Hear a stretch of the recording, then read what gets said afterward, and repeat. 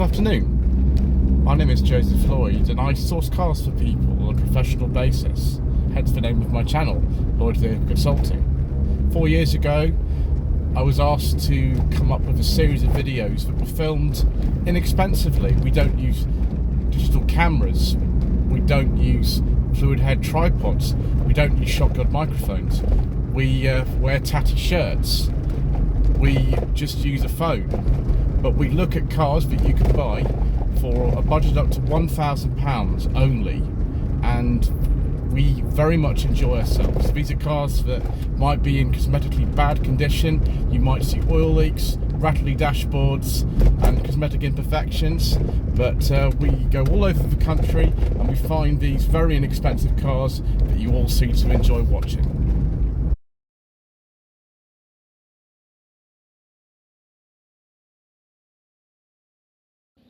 Sometimes, viewers, I wait a very, very long time to get a particular type of car on the channel, and well, today is one of the days that I've managed to acquire one. This is a 2000 Saab 9.5 Aero, and yes, I parked really badly.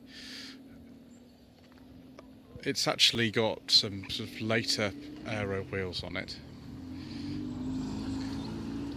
The owner and I both agree that these later wheels would look great in silver.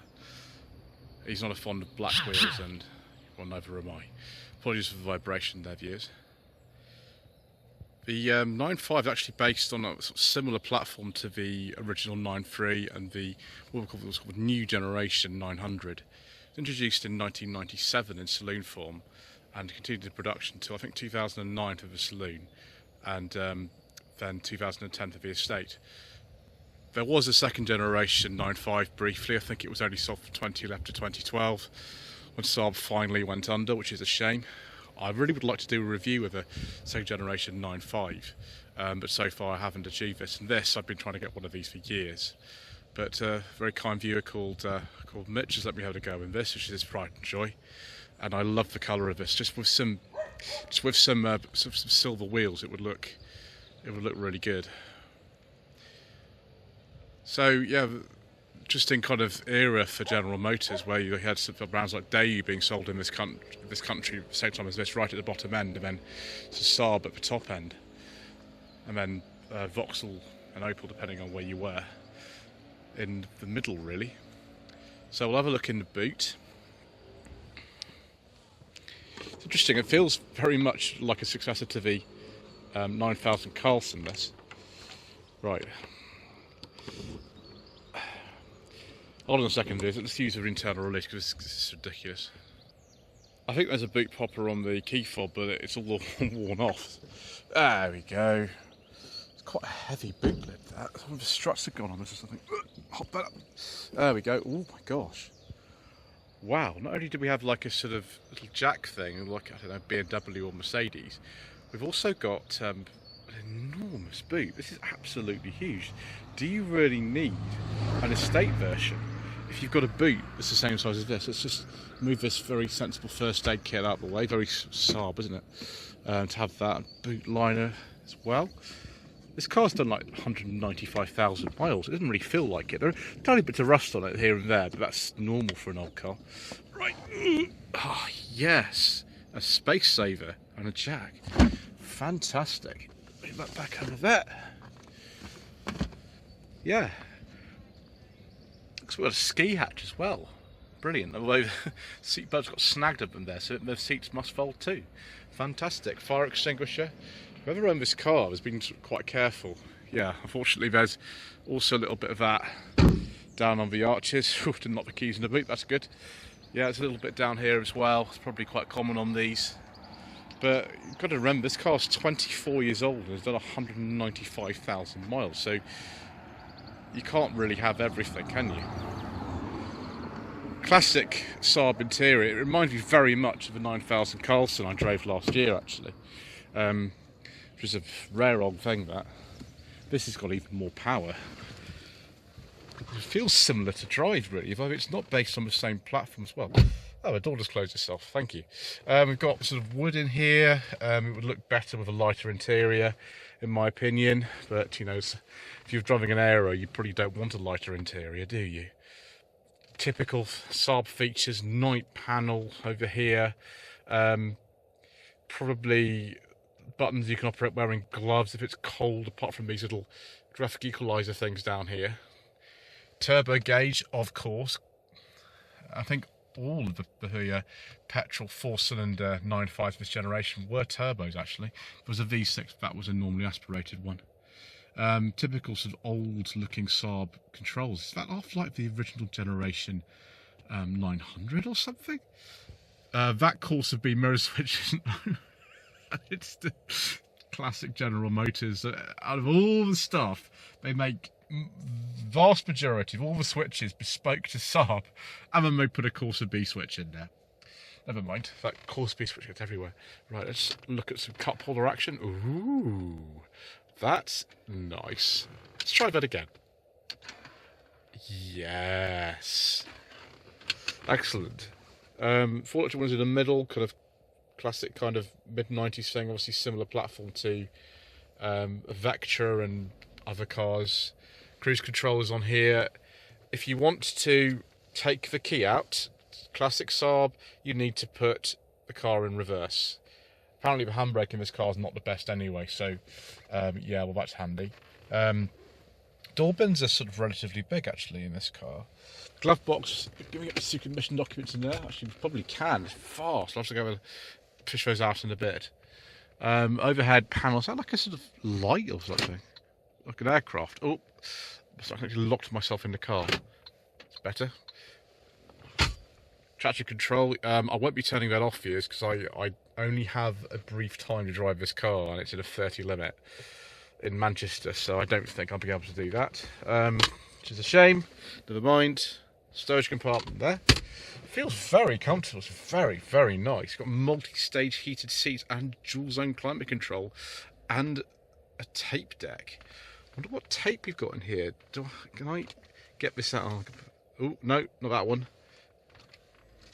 Ooh, what have we got? Status quo, rocking all over the years. Yes. Ooh, those went back in on their own. My ignition's not even on. Oh, you have to load it, do you? We'll leave that for a second. I'll put it back in for him. Fantastic. Well, we're doing well so far. Yeah, cruise control. Steering wheel controls. You know, I would probably need... I think the Vector model was the most luxurious one of these. I mean, that would be me. Or the Griffin, which was a V6 with all the kit on it. Anyway, why don't we sit in the back and see what that's like? Okay, typical old Saab door handles. Let's push this over here. As we've seen, the seats do actually fold. Oh, classic Saab design head restraint as well. Right, let's close this door. You've got a tiny little ashtray in here. You can tell this car was designed in the mid-90s, can't you? And a very, very small electric window switch. It's absolutely tiny. Yeah, leg room's okay. I suppose I'd go a bit further forward, I should think. I think Mitch is a bit taller than me. Cigarette lighter down there, or 12-volt socket. Obviously plenty of room for a child seat. Yes, and a big comfy armrest. Do we have cup holders? Oh, yes. Very satisfying, this car. I don't know how, because it said it had through loading. I don't know how you actually... Oh, you pull this off. Yes. Oh! Full house. Nice ski hatch. Perfect. I mean, if you need a bit more sort of headroom or everything, if I sit back here like this, I've got plenty of room. Yeah, head's not brushing against the roof lining or anything. I've even got Saab overmats in here and rear ventilation. You know what, views? I love Volvos. I've owned 3. I'm in the owners club for Volvo, but because Volvo is no longer a brand that sells saloons and estates to normal customers in this country, and Saab disappeared over 10 years ago, I'm kind of feeling a bit sort of sad and nostalgic, and maybe I should add a Saab to my collection of cars at some point in my life. I'm just going to notice what little nets there for sort of stowing things down the side. I mean, that would be quite useful, wouldn't it? For, I don't know, like an ice scraper for the Swedish winter. Right, let's have a look into the bonnet, shall we? Look at this, a good old Saab H engine, which is a redesign of the B engine, which in turn is very similar to the old Triumph Slant 4 engine that was used in the Dolomite in the early 70s, although Saab actually got it first when the 99 came out in the late 60s. This application, it's 247 horsepower. Saab, bizarrely, before 2001, quoted this engine at 227, and then they said, oh, sorry, we've made a mistake. We need to tell you it's actually 247. Sorry, it was, we underquoted it. Later ones of these were about 256 horsepower after 2005 facelift. It looks quite cramped a bit. These are chain engines, there's no cam belt or anything in this. Can't see the gearbox, it's probably because the battery's sitting right there. So yeah, plenty of power, and generally quite a reliable unit actually. They're not too bad, these. Oh yes, headlamp wiper action as well. Right, I suppose it is time to have a go in the Aero.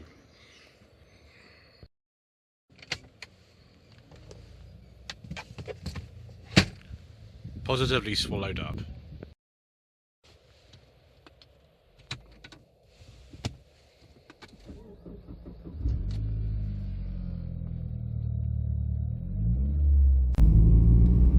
Right, viewers, off we go. So this was the most powerful 9.5 available at the time, this Aero model, but you could get a lot of other engines as well. There was a 2 litre with 148 horsepower, that actually continued, I think, all the way through production. With the 2005 facelift, there's another version of the 2 litre available in this country, I think it's called the Bio Power, which was one designed to run, I think, an E85. Most common engine though you'll find in one of these is the 2.3 turbo. Now those started at 168 horsepower, those were only available until 2001.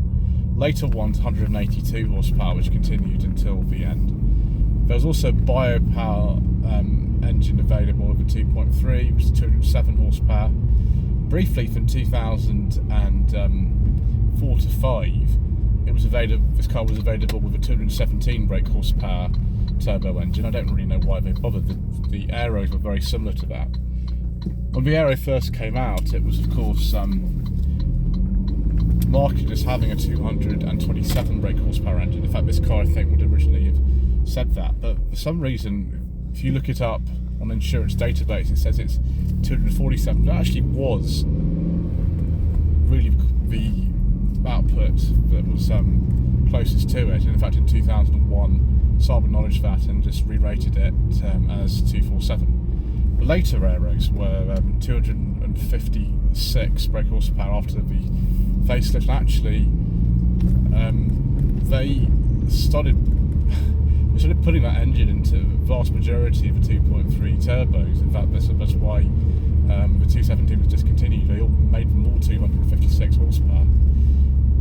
From 1998 until 2003, I think it was, you could also get a 3 litre V6 of 197 horsepower, which would have been an absolute delight. I think that's the same engine that's used in the Vauxhall Amiga until it was also discontinued around the same time. There are also some diesels available, but as usual, due to controversial government legislation and all kinds of other reasons, we don't talk about diesels on this channel.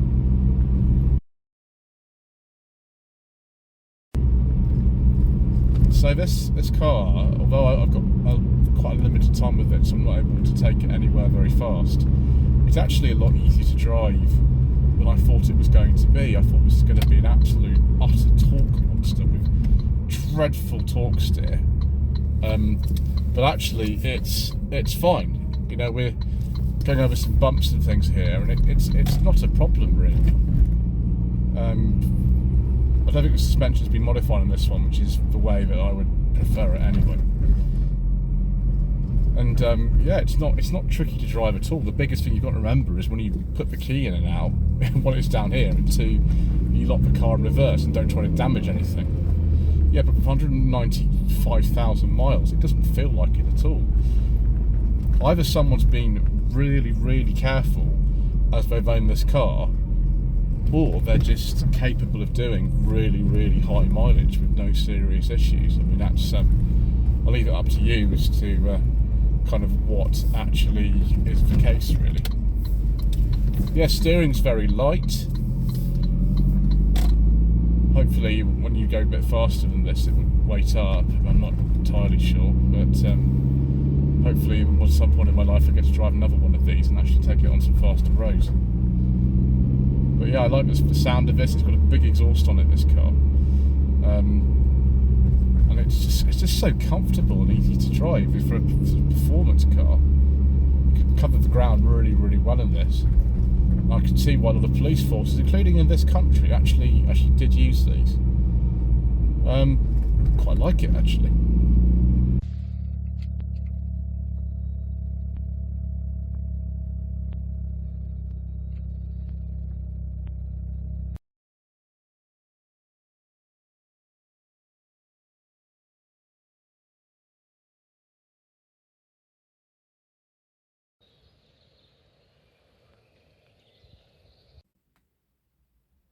Let's now look, viewers, at some first generation Saab 9.5 trim levels.